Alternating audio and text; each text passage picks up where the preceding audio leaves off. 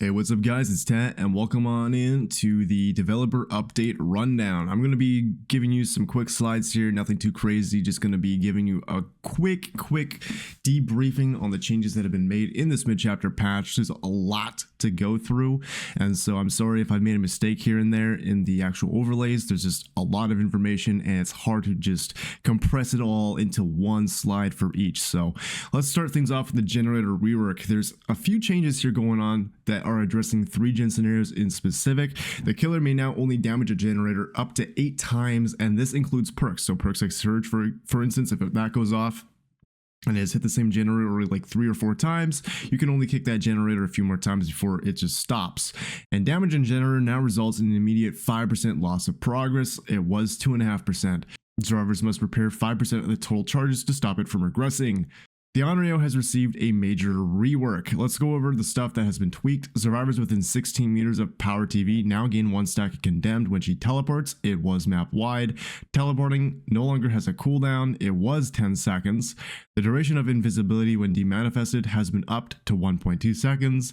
The 𝗠𝗏 can now chase survivors when demanifested. Along with those little bit of tweaks, there's also some major changes.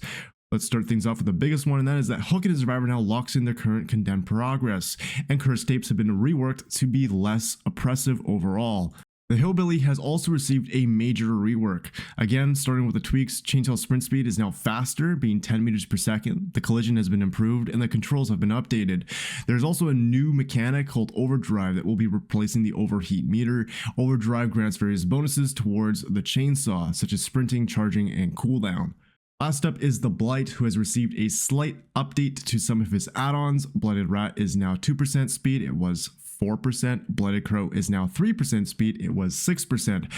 Adrenaline Vial has lost its token regenerate bonus as well as its speed bonus. Alchemist Ring has been given a new effect, as well as Compound 33 and Blight Tag. Hopefully these add-ons perform quite well in the PTB. You can of course take a look at gameplay over on my Twitch channel.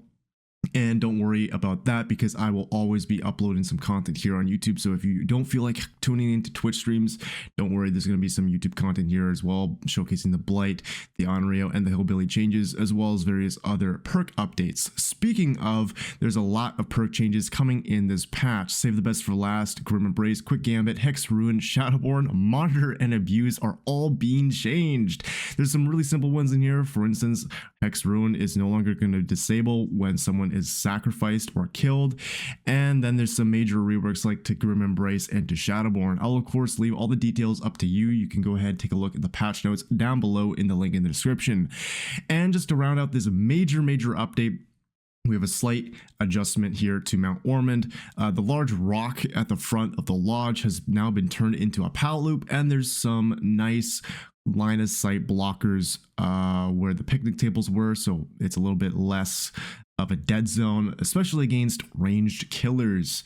And that's it for the developer update of January 2024. If you enjoyed this, please go ahead, leave a like, and I will see you guys over on Twitch tomorrow, as that is when the PTB drops, and I'm sure a lot of you will like to see some crazy gameplay, and of course the FOV slider. Let's not forget about that. It is being added into the beta settings tab on all platforms. So if you're on PC, console, Switch, doesn't matter, you'll be able to change your field of view now. You do not need to use the perk Shadowborn or Monitor Reviews in order to not get motion sick.